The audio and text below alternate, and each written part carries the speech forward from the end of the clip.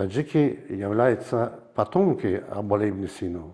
Таджикам вот так это самое, как присуждена вот, по природе врачевания. Вот поверь мне, пожалуйста, я никого не ущемляю или что-то там это самое. Военный врач.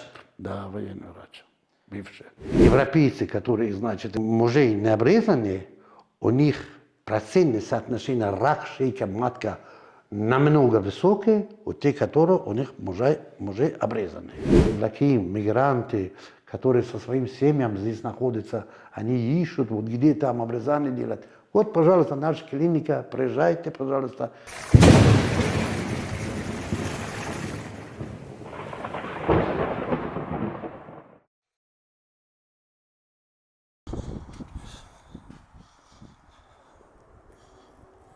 Здравствуйте. Здравствуйте. Доктор Абдубеков Музафар. Все верно. На 16:00, Да. верно? Проходите за мной. Спасибо большое.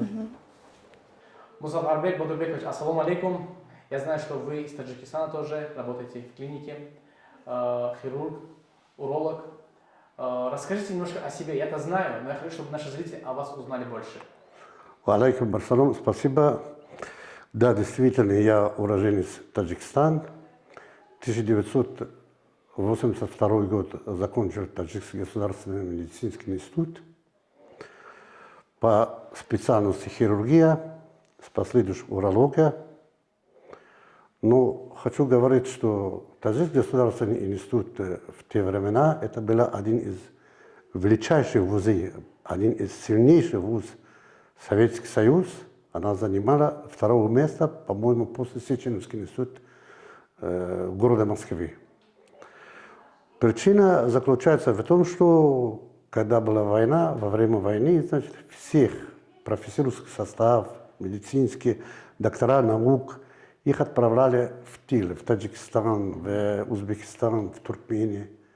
Они работали в тыловых госпиталях. Они принесли массу пользы в дела.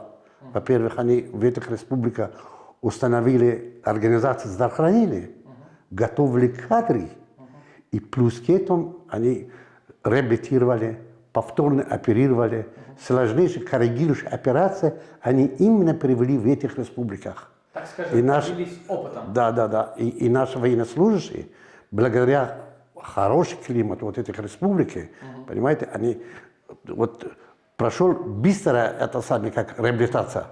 И это был очень большой эффект, это было большое медицинское достижение в те времена. Конечно, был трудный период, но вот это помогали, значит, нашим бойцам.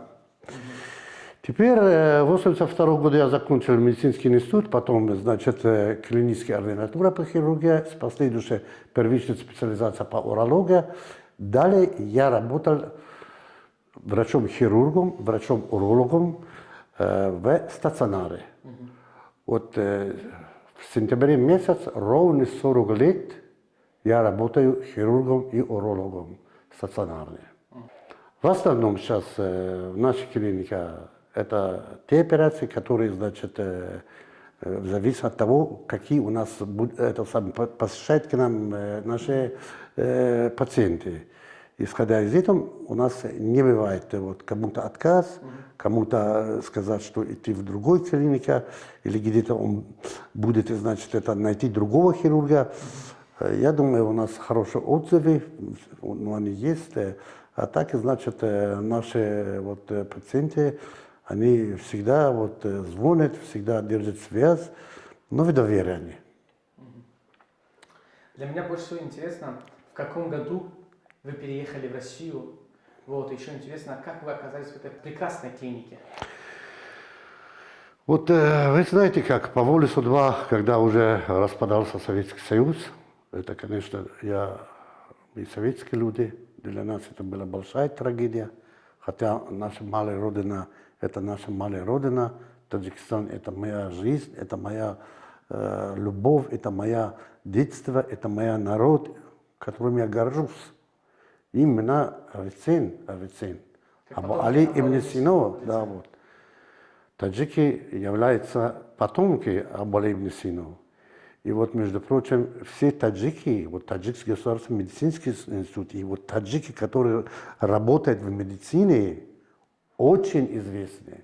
И вот я не знаю, как-то вот таджикам вот так это самое, как присуждена вот по природе врачевания. Вот поверь мне, пожалуйста, я никого не там это самое не ущемляю или что-то там это самое.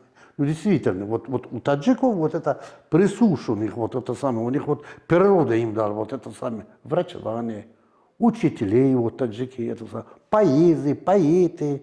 Это Большой Восток. Да. Это Большой Восток, это, там была цивилизация большая, персидская цивилизация.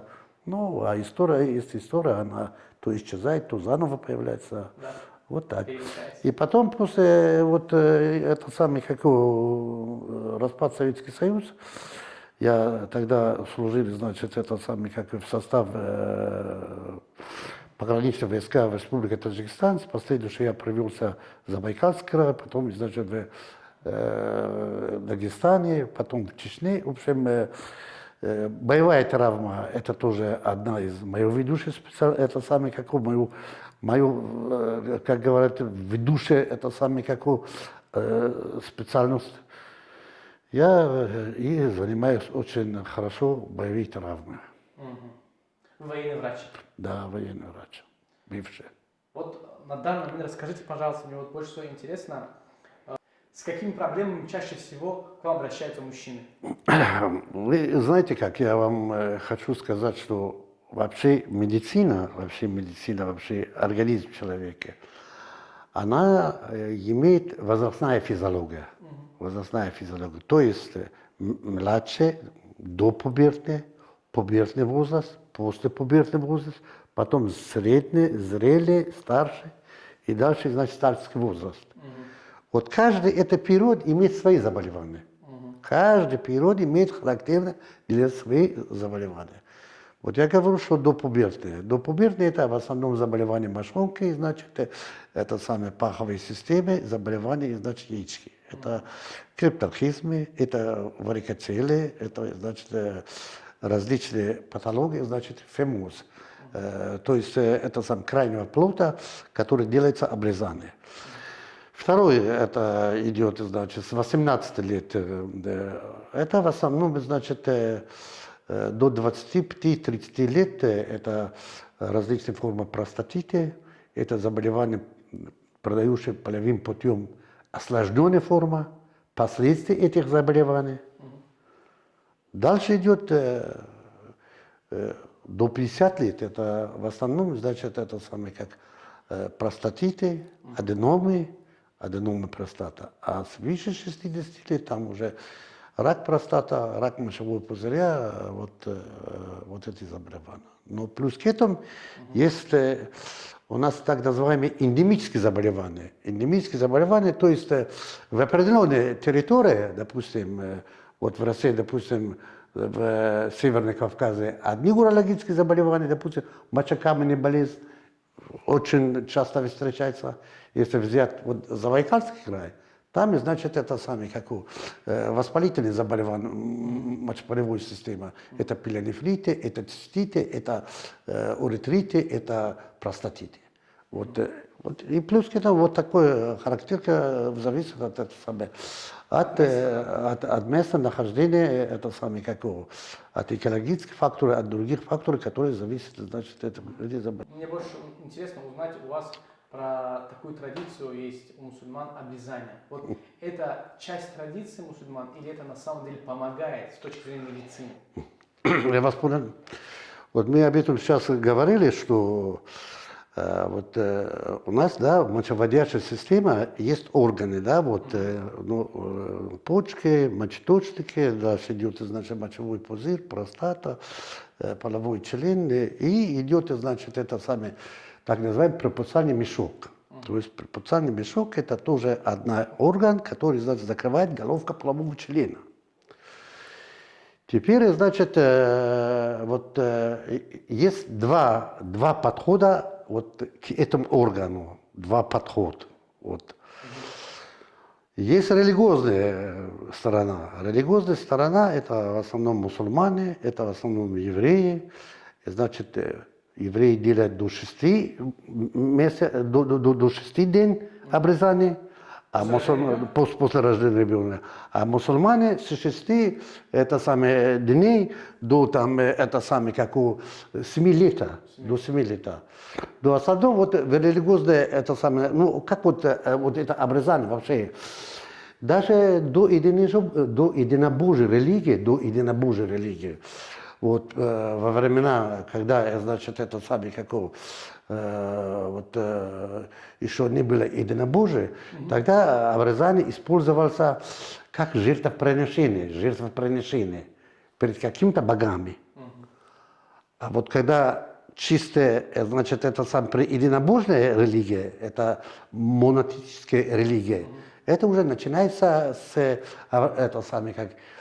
пророка Ибрахим Халилла. Когда Ибрахим Халилла, он сам себя обрезал, а потом он дал потомкам своих, значит, евреям, что их договор пред Богом, они должны, значит, когда ребенок, мужчина родится, его должно обрезать в течение, значит, 6 дней. Это конкретно все. Также от него взял пророк Мухаммад Расул, саллаллаху алейхи ва саллям, и вот мы, мусульмане, тоже придерживаем это вот традиция. Теперь это чисто вот религиозный, это самый какой. Медицинская концепция. Вот медицинская концепция имеет плюс очень много, и есть незначительный минус. Вот какие плюсы? Плюсы, вот препуциальный мешок, он вот мешок, да, вот, под него накапливается капли мочи, капли эякуляции. Вот эякулят, жидкость, значит, простатической спермы чуть-чуть. И плюс к этому, значит, это самый какой, продукции сальных желез. Вот это называется смегма. Смегма сам по себе, белое вещество, накапливается вот это сам под препуциальный мешок. Он очень канцерогенный. Что такое канцерогенный? То есть от него образуется это самое, как он воздействует на головку полового члена, и, возможно, вот у необрезанном мужчине больше процентным отношением рак головки полового члена. А обрезанный этот мужчина, это вот заболевание очень незначительно мало.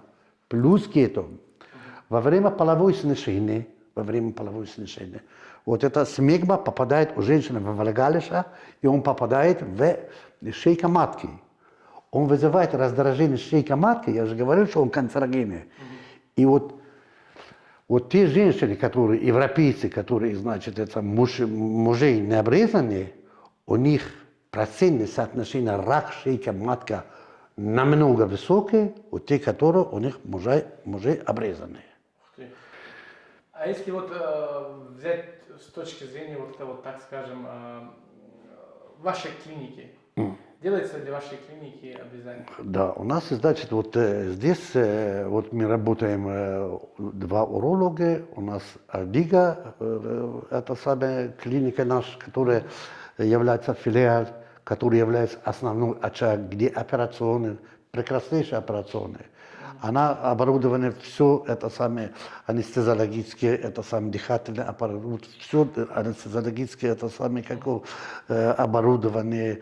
Она оборудована все это самое как хирургические инструментали. Она оборудована, то, что необходимо для уролога, для хирурга, для гинеколога, все там есть.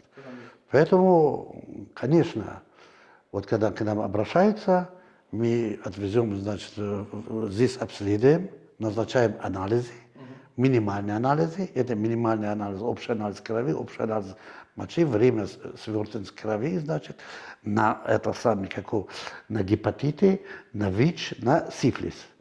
Вот это анализы мы взяли, значит, больного смотрит анестезиолог, и, значит, это самое. Те, которые соглашаются на подместную анестезию, подместная анестезия тоже не болезненная процедура. Люди, которые имеют хороший опыт, это 5 секунд не 5 секунд, но общая продолжительность операции где-то 20 минут.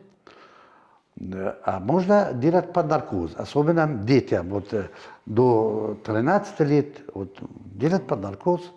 Ребенок спит, делаешь операцию, убираешь вот этот крайний плод. Но, во-первых, Вот очень много занимается криминальным, вот это самое, как обрезание. А что такое криминальное обрезание? Ну, идут они, и, значит, и это самое обрезание делают дома. В основном-то вот у нас вот По в старой традиции. Таджикистан, да, вот по старым традициям это должно, значит, вызвать, значит, это самое, как у мулла там, значит, это самое читает аят, а потом, значит, это самое, тут устот тогда говорили, местно знахар. А сейчас хирург, значит, он делает обрезание. Но дома это очень чревато опасно, очень чревато опасно. Первая инфекция, любое время там будет, значит, нагноение. Второе, значит, раннее кровотечение. Любое время может, если ты, допустим, человек как сосуды не ушивает, их не ушивает, внутренний, наружный листок, значит, не адаптирует, это не адаптирование, значит, это самое как потом, значит, ранние фимозы, деформации и уйма осложнения. Поэтому зачем все играть, когда условия есть, вот один из важнейших особенностей, я говорю нашим вот здесь земляки, мигранты, которые со своим семьям здесь находятся, они ищут, вот где там обрезание делать. Вот, пожалуйста, наша клиника, приезжайте, пожалуйста. Цена очень доступная, нормальные цены. Вам не надо куда-то за обрезание ехать в Душанбе, значит, зад-вперед билет платить и обратно идти или в Ташкент. Вот, пожалуйста, приезжайте, и проблема решена, и вопросов нет. Скажите, пожалуйста, а вот какие плюсы есть в данной клинике, что нет в других? Значит, плюсы в данной клинике, знаете, как вот. Вот здесь у нас, да, вот западная, да, вот, опрос идет Алгида. Алгида считает, что это глубоко стационарное. Это двухдневный стационар, это самый, как дневной стационар, однодневный или дневной стационар. А здесь она идет как поликлинический час, да, вот. Ну, больные пришли, значит, если он чисто амбулаторный, если все решат его проблемы амбулаторные, все без операции, то тогда здесь все консервативное, значит, уролога, все консервативное гинеколога, все, значит, обследование, значит, урологическое, и на это самое, на инфекция, и на это самое, как ультразвуковое, и другие, это самое. Если это, значит, надо оперировать, тогда он все анализы сдает, ему назначается день, в этот день он уезжает в это самое, как у Алгиды, там, значит, будет его оперировать. Вопросов нет. Там и хирурги, и гинекологи, и урологи, там все идет, значит, это самое. Есть анестезиологи, хорошие анестезиологи, я еще раз говорю, что операционная, она оборудована, все, значит, дыхательное, это самое, наркозная аппаратура современная, абсолютно современная, дыхательная наркозная аппаратура, централизованный кислород, значит, это самое, как бы, плюс к этому, вот сейчас есть такое понятное операционное чистое помещение. Чистое помещение, это то есть, вот все, значит, то, что операционное есть, там все вот регулируется. И ее, значит, это самое, как вот микроклимат. Ее микроклимат специальным прибором это самое контролируется и абсолютно безопасно. Спасибо вам большое за это. Спасибо. Так скажем, важное интервью, нужное интервью. Вот. Мы вам желаем успехов, удачи.